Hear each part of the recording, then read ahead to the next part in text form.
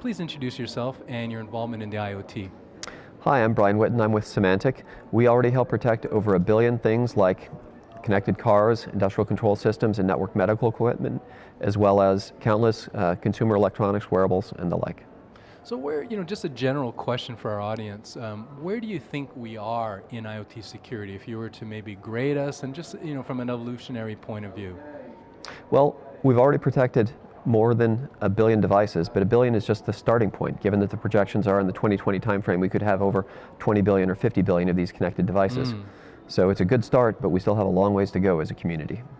And what are the challenges that you see? What are the biggest challenges, to make that continuation or that leap to the bigger numbers? We really break it down into 4 cornerstones.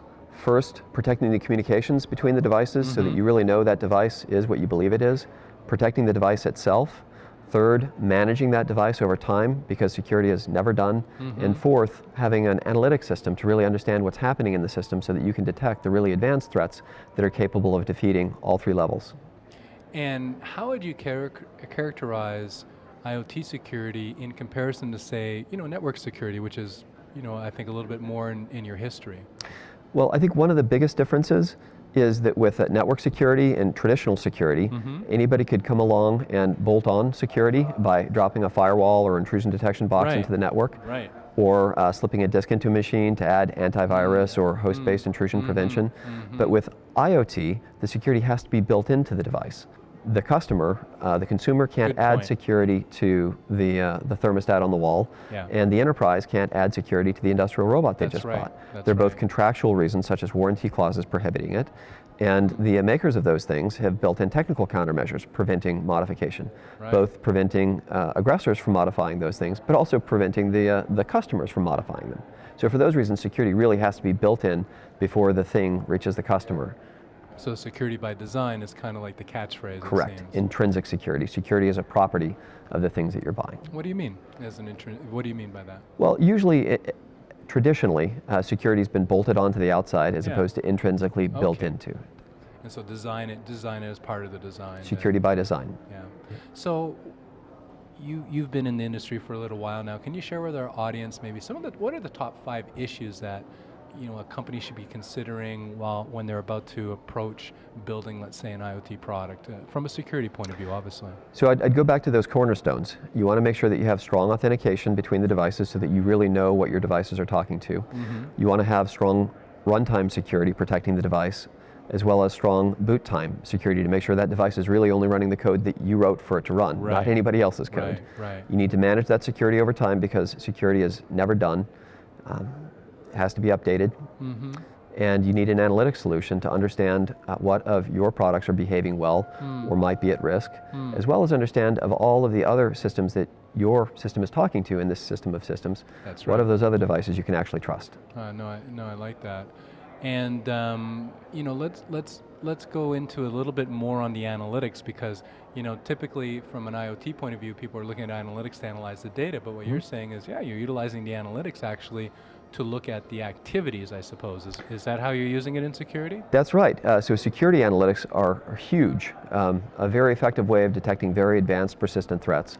We process trillions of security events already as a company, and we've already used that to detect some of the most advanced threats ever detected. We're bringing that technology to the Internet of Things and adapting it to protect these IoT devices and systems. So now,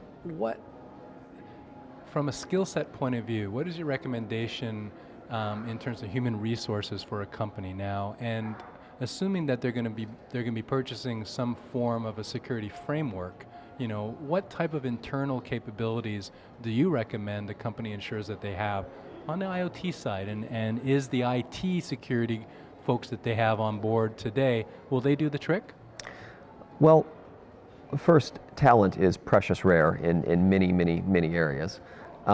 It's particularly rare for security for IoT, both because IoT is so new and because security is a very specialized talent. Exactly.